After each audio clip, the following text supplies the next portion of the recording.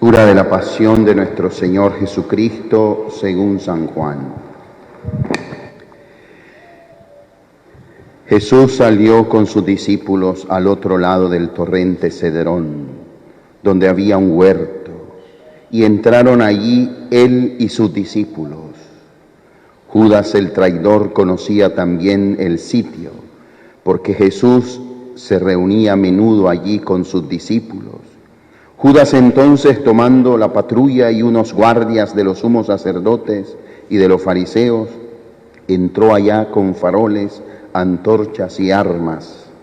Jesús, sabiendo todo lo que venía sobre él, se adelantó y le dijo: ¿A quién buscan? Le contestaron: a Jesús el Nazareno. Les dijo Jesús: yo soy. Estaba también con ellos Judas el traidor. Al decirle yo soy, retrocedieron y cayeron a tierra. Les preguntó otra vez: ¿a quién buscáis? Ellos dijeron: a Jesús el Nazareno. Jesús contestó: les he dicho que soy yo. Si me buscan a mí, dejen marchar a estos. Y así se cumplió lo que había dicho: no he perdido a ninguno de los que me diste. Entonces Simón Pedro, que llevaba una espada, la sacó e hirió al criado del sumo sacerdote, cortándole la oreja derecha. Este criado se llamaba Malco. Dijo entonces Jesús a Pedro: mete la espada en la vaina. ¿El cáliz que me ha dado mi Padre no lo voy a beber? La patrulla, el tribuno y los guardias de los judíos prendieron a Jesús, lo ataron y lo llevaron primero a Anás, porque era suegro de Caifás, sumo sacerdote aquel año, el que había dado a los judíos este consejo: conviene que muera un solo hombre por el pueblo. Simón Pedro y otro discípulo seguían a Jesús. Ese discípulo era conocido del sumo sacerdote y entró con Jesús en el palacio del sumo sacerdote, mientras Pedro se quedó fuera a la puerta. Salió el otro discípulo, el conocido del sumo sacerdote, habló a la portera e hizo entrar a Pedro. La portera dijo entonces a Pedro: ¿no eres tú también de los discípulos de ese hombre? Él dijo: no lo soy. Los criados y los guardias habían encendido un brasero, porque hacía frío y se calentaban. También Pedro estaba con ellos de pie calentándose. El sumo sacerdote interrogó a Jesús acerca de sus discípulos y de la doctrina. Jesús le contestó: yo he hablado abiertamente al mundo. Yo he enseñado continuamente en la sinagoga y en el templo donde se reúnen los judíos, y no he dicho nada a escondidos. ¿Por qué me interrogas a mí? Interroga a los que me han oído. ¿De qué les he hablado? Ellos saben lo que he dicho yo. Apenas dijo esto, uno de los guardias que estaba allí le dio una bofetada a Jesús, diciendo: ¿así contestas al sumo sacerdote? Jesús respondió: si he faltado al hablar, muéstrame en qué he faltado. Pero si he hablado como se debe, ¿por qué me pegas? Entonces Anás lo envió atado a Caifás, el sumo sacerdote. Simón Pedro estaba de pie calentándose, y le dijeron: ¿no eres tú también de sus discípulos? Él lo negó diciendo: no lo soy. Uno de los criados del sumo sacerdote, pariente de aquel a quien Pedro le cortó la oreja, le dijo: ¿no te he visto yo con él en el huerto? Pedro volvió a negar y enseguida cantó un gallo. Llevaron a Jesús de casa de Caifás al pretorio. Era el amanecer, y ellos no entraron en el pretorio para no incurrir en impureza y poder así comer la Pascua. Salió Pilato afuera, a donde estaban ellos, y les dijo: ¿qué acusación presentan contra este hombre? Le contestaron: si este no fuera un malhechor, no te lo entregaríamos. Pilato les dijo: llévenselo ustedes y júzguenlo según su ley. Los judíos le dijeron: no estamos autorizados para dar muerte a nadie. Y así se cumplió lo que había dicho Jesús, indicando de qué muerte iba a morir. Entró otra vez Pilato en el pretorio llamó a Jesús y le dijo: ¿Eres tú el rey de los judíos? Jesús le contestó: ¿dices esto por tu cuenta o te lo han dicho otros de mí? Pilato replicó: ¿acaso soy yo judío? Tu gente y los sumos sacerdotes te han entregado a mí. ¿Qué has hecho? Jesús le contestó: mi reino no es de este mundo. Si mi reino fuera de este mundo, mi guardia habría luchado para que no cayera en manos de los judíos. Pero mi reino no es de aquí. Pilato le dijo: ¿con que tú eres rey? Jesús le contestó: tú lo dices, soy rey. Yo para esto he nacido y para esto he venido al mundo, para ser testigo de la verdad. Todo el que es de la verdad escucha mi voz. Pilato le dijo: ¿y qué es la verdad? Dicho esto, salió otra vez a donde estaban los judíos y les dijo: yo no encuentro en él ninguna culpa. Es costumbre entre ustedes que por Pascua ponga a uno en libertad. ¿Quieren que le suelte al rey de los judíos? Volvieron a gritar: a ese no, a Barrabás. El tal Barrabás era un bandido. Entonces Pilato tomó a Jesús y lo mandó a azotar. Y los soldados trenzaron una corona de espinas, se la pusieron en la cabeza y le echaron por encima un manto color púrpura, y acercándose a él le decían: «Salve, rey de los judíos», y le daban bofetadas. Pilato salió otra vez afuera y les dijo: «Miren, se los saco afuera para que sepan que no encuentro en él ninguna culpa». Salió Jesús afuera llevando la corona de espinas y el manto color púrpura. Pilato les dijo: «Aquí lo tienen».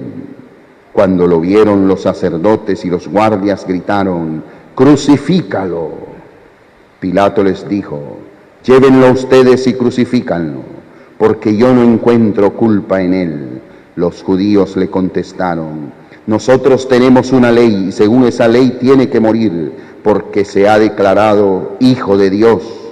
Cuando Pilato oyó estas palabras, se asustó aún más y entrando otra vez en el pretorio, dijo a Jesús: «¿De dónde eres tú?». Pero Jesús no le dio respuesta y Pilato le dijo: «¿A mí no me hablas? ¿No sabes que tengo autoridad para soltarte y autoridad para crucificarte?». Jesús le contestó: «No tendrías ninguna autoridad sobre mí si no te la hubieran dado de lo alto. Por eso el que me ha entregado a ti tiene un pecado mayor». Desde entonces Pilato trataba de soltarlo, pero los judíos gritaban: «Si sueltas a ese, no eres amigo del César». Todo el que se declara rey está contra el César. Pilato entonces, al oír estas palabras, sacó afuera a Jesús, lo sentó en el tribunal, en el sitio que llaman el Enlosado, en hebreo Gábata. Era el día de preparación de la Pascua, hacia el mediodía, y dijo Pilato a los judíos: «Aquí tienen a su rey». Ellos gritaron: «¡Fuera, fuera, crucifícalo!». Pilato les dijo: «¿A su rey voy a crucificar?». Contestaron los sumos sacerdotes: «No tenemos más rey que al César». Entonces se lo entregó para que lo crucificaran. Tomaron a Jesús y él, cargando con la cruz, salió al sitio llamado de la calavera, que en hebreo se dice Gólgota, donde lo crucificaron, y con él a otros dos, uno a cada lado, y en medio Jesús. Pilato escribió un letrero y lo puso encima de la cruz. En él estaba escrito: «Jesús el Nazareno, el rey de los judíos». Leyeron el letrero muchos judíos porque estaba cerca el lugar donde crucificaron a Jesús, y estaba escrito en hebreo, latín y griego. Entonces el sumo sacerdote de los judíos le dijo a Pilato: «No escribas el rey de los judíos, sino: este ha dicho, soy rey de los judíos».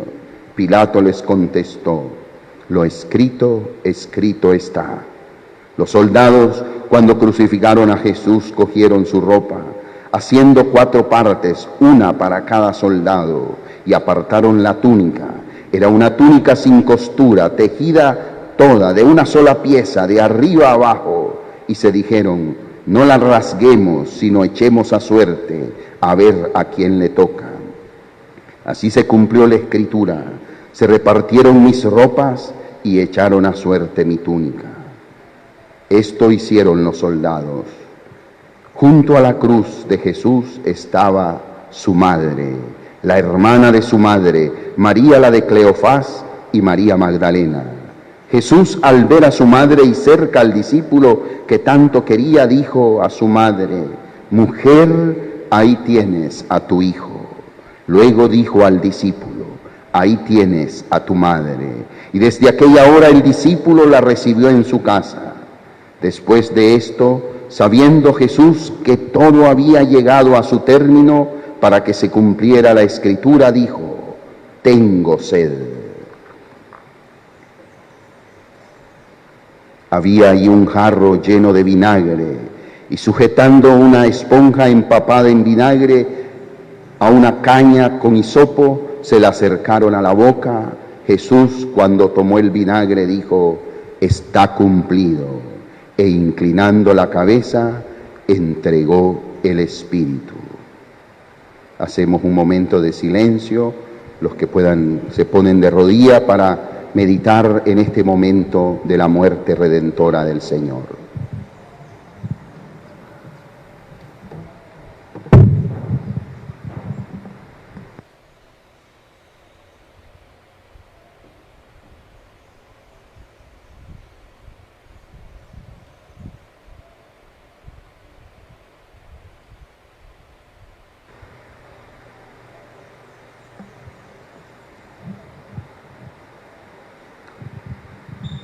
Los judíos entonces, como era el día de la preparación, para que no se quedaran los cuerpos en la cruz el sábado, porque aquel sábado era un día solemne, pidieron a Pilato que le quebraran las piernas y que los quitaran. Fueron los soldados, le quebraron las piernas al primero y luego al otro que habían crucificado con él. Pero al llegar a Jesús, viendo que ya había muerto, no le quebraron las piernas, sino que uno de los soldados con la lanza le traspasó el costado y al punto salió sangre y agua. El que lo vio da testimonio y su testimonio es verdadero y él sabe que dice la verdad, para que también ustedes crean. Esto ocurrió para que se cumpliera la Escritura: no le quebrarán un hueso. Y en otro lugar de la Escritura dice: mirarán al que traspasaron. Después de esto, José de Arimatea, que era discípulo clandestino de Jesús por miedo a los judíos, pidió a Pilato que le dejaran llevarse el cuerpo de Jesús, y Pilato lo autorizó. Él fue entonces y se llevó el cuerpo. Llegó también Nicodemo, el que había ido a verlo de noche, y trajo unas 100 libras de una mixtura de mirra y áloe. Tomaron el cuerpo de Jesús y lo vendaron todo con los aromas, según se acostumbra a enterrar entre los judíos. Había un huerto en el sitio donde lo crucificaron, y en el huerto un sepulcro nuevo, donde nadie había sido enterrado todavía. Y como para los judíos era el día de la preparación y el sepulcro estaba cerca, pusieron allí a Jesús. Hasta aquí la lectura de la pasión de nuestro Señor Jesucristo.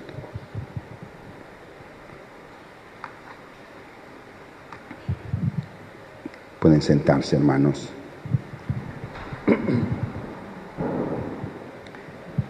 Cada Viernes Santo la Iglesia nos invita a meditar el Evangelio de Juan, según la narración de este cuarto Evangelio, la pasión del Señor.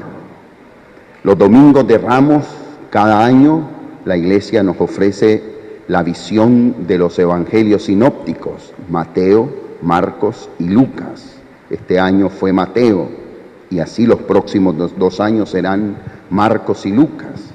Pero todos los Viernes Santos se reserva la lectura de la pasión según San Juan. Y como bien sabemos, Juan es uno de los escritores sagrados que escribió un poco más tarde sus escritos del Nuevo Testamento, como es el caso del Evangelio que lleva su nombre. Y por eso el Evangelio de Juan es una reflexión más profunda, más serena, donde va encontrando detalles que son no solamente que se cumple lo que había dicho el Antiguo Testamento, sino también más aleccionadores. No narra solo los acontecimientos, sino que nos induce ya a captar el sentido de los acontecimientos que narra. Por eso yo quisiera en primer lugar invitarles a ustedes y a los hermanos que nos ven y escuchan a través de esta transmisión, que esta tarde, esta noche, incluso el día de mañana, podríamos leer más serenamente y tranquilo el capítulo 18 del Evangelio de Juan, donde se nos narra esta pasión del Señor. Y vamos a encontrar ahí muchos detalles.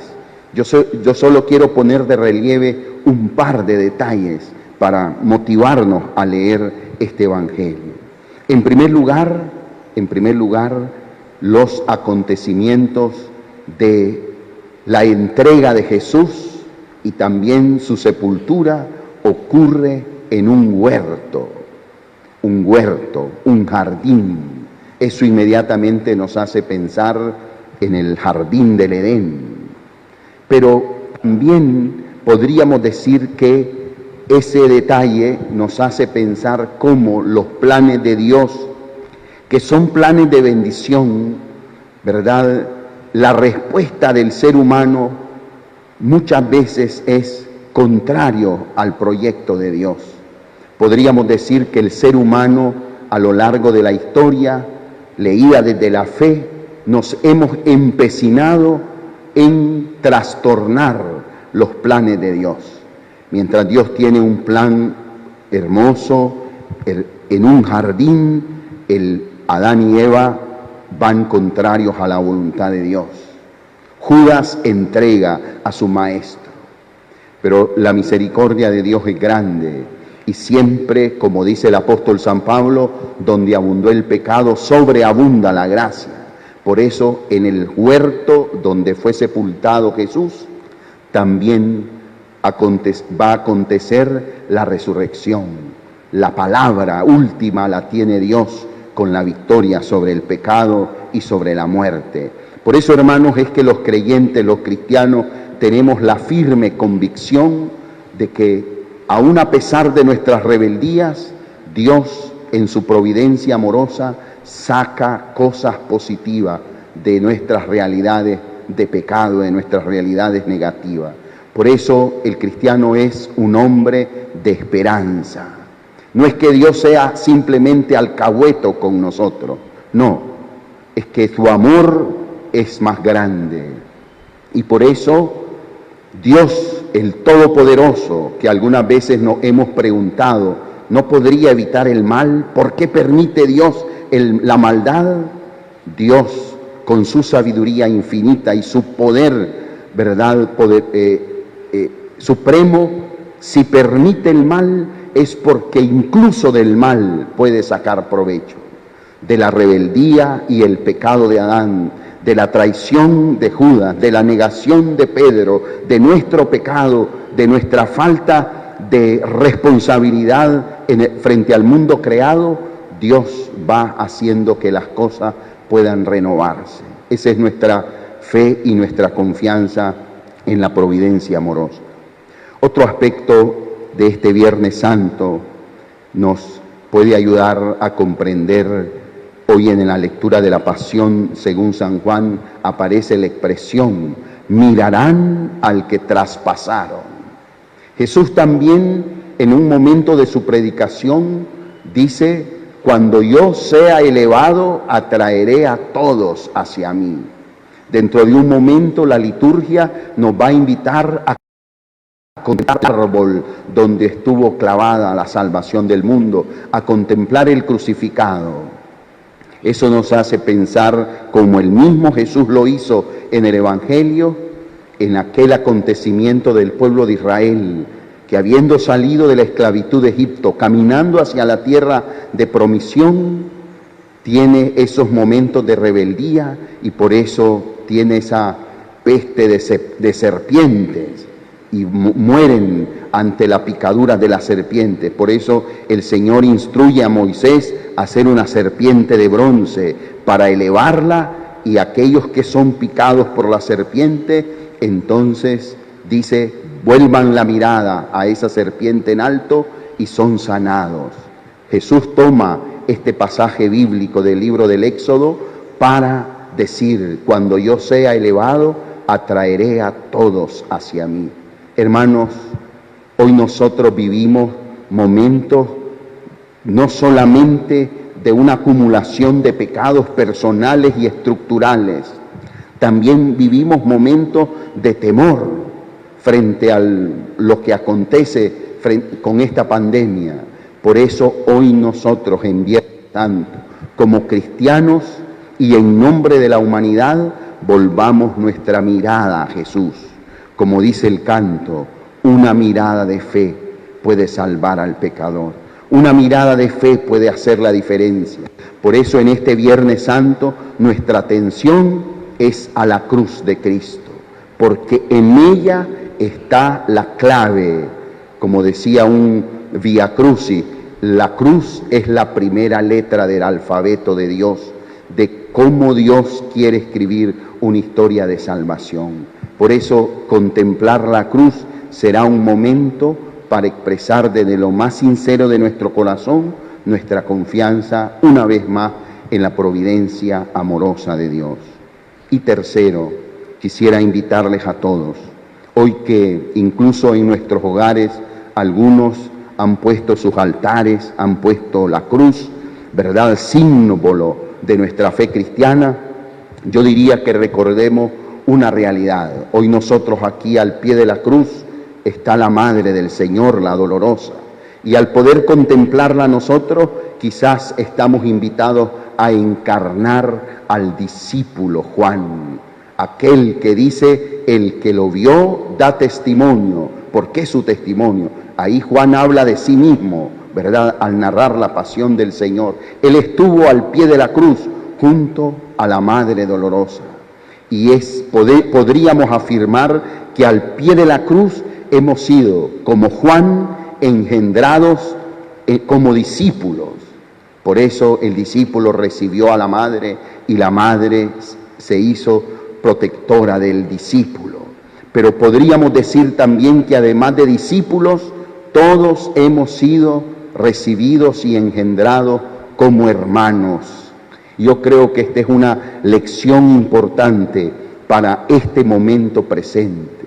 Los desafíos de esta pandemia, la armonía de nuestros hogares, la paz y la concordia en nuestras sociedades, la equidad en el mundo y en nuestra realidad, hace necesario que en esta circunstancia, frente a la cruz de Jesús, nos sintamos cristianos, discípulos, pero también hermanos. Y por eso en este Viernes Santo yo les invito a todos a orar para que sea el Espíritu del Señor, la providencia amorosa de Dios, la que toque mentes y corazones, para que ante los grandes desafíos que plantea esta pandemia, ante los grandes desafíos de la nueva etapa de la humanidad y de nuestra familia, incluso diría yo de nuestra fe, después de estos días y este tiempo de prueba, nos ayude nuestra contemplación a la cruz de Cristo a reconocer esa fraternidad horizontal con todos los seres humanos que los cristianos creemos y estamos llamados a practicar, y sea ojalá ese el gran aporte de los cristianos en un mundo desigual, en un mundo en el que hoy se siente con grandes incertidumbres, ¿verdad? Un mundo en el que nos está recordando esta realidad de la pandemia, que no hay poder político, económico o fuerza militar que nos pueda salvar. Es la cruz de Jesús, en cuyo pie somos la humanidad, hermano. Y esa fraternidad puede hacer la diferencia ante los desafíos presentes y futuros en nuestros pequeños espacios comunitarios de familia o en el gran espacio de la sociedad a la que pertenecemos. Hermanos, dispongámonos a continuar esta liturgia del Viernes Santo y a contemplar el árbol donde estuvo clavada la salvación del mundo para nuestra salvación y nuestro sentido de fraternidad en la vida cristiana.